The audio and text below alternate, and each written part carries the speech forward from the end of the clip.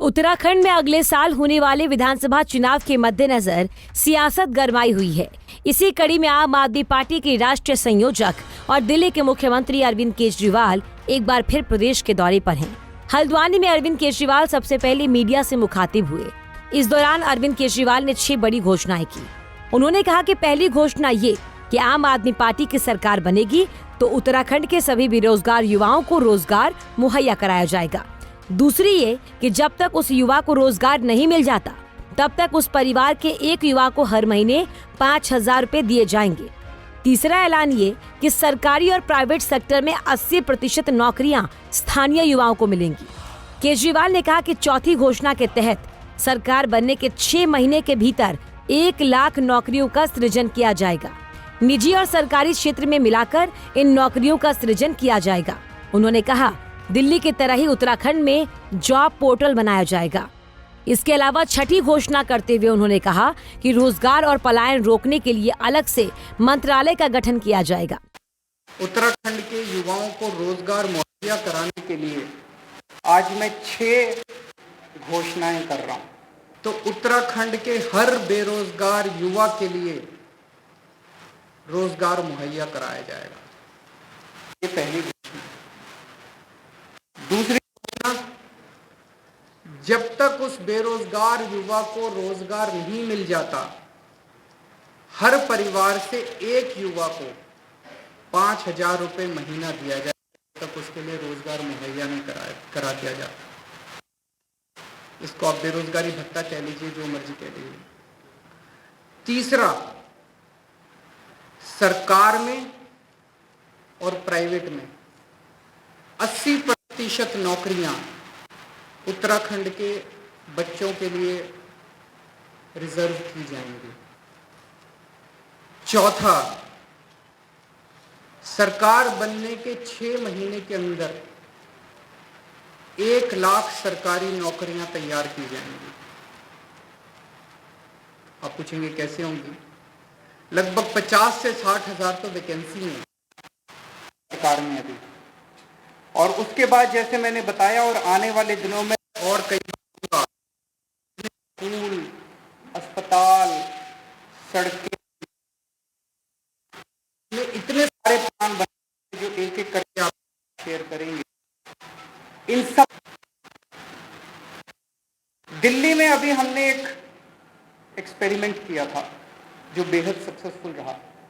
हमने एक job portal बनाया। हमने कहा भाई जो नौकरी देने वाले हैं वो इस पे अपनी सारी नौकरियां कर दो, और जो नौकरी लेने वाले हैं वो भी कर दो। आपको जान के ताज्जुब होगा, 10 लाख नौकरियां इस जॉब पोर्टल पे आई थी। 10 लाख नौकरियां इस जॉब पोर्टल पे एडवर्टाइज हुई थी। ऐसा ही जॉब पोर्टल उत्तराखंड के बच्चों के लिए तैयार किया जाएगा। उधर बीजेपी ने अरविंद केजरीवाल के हल्द्वानी दौरे पर निशाना साधा है। उन्होंने कहा कि पिछले 21 सालों में बीजेपी की सरकार ने उत्तराखंड से जुड़े हर मूलभूत सुविधाओं के मुद्दे पर काम किया। अरविंद केजरीवाल के कुमाऊं दौरे से भाजपा और उत्तराखंड की जनता को कोई फर्क पड़ने वाला नहीं है। अनाउंस कर सकते हैं वो आप पार्टी के राष्ट्रीय संयोजक हैं, इस नाते उनका उत्तराखंड में स्वागत भी है, और हर दल के नेता को हर प्रदेश में जाने का अधिकार भी है। वो अपनी बात यहाँ पर कहने आ रहे होंगे।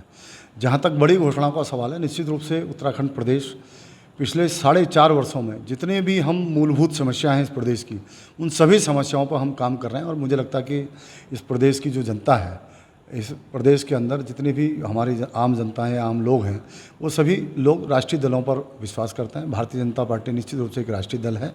उसके आदरणीय प्रधानमंत्री जी ने जो इस प्रदेश को जिस प्रकार स्नेह अपना दिया है और जिस प्रकार से इस प्रदेश की प्रगति में वो काम कर रहे हैं लगातार, मैं समझता हूँ कि आप हों या कोई अन्य पार्टियाँ, उनका कोई स्थान उत्तराखंड में कम से कम मुझे नहीं लगता कि बनेगा।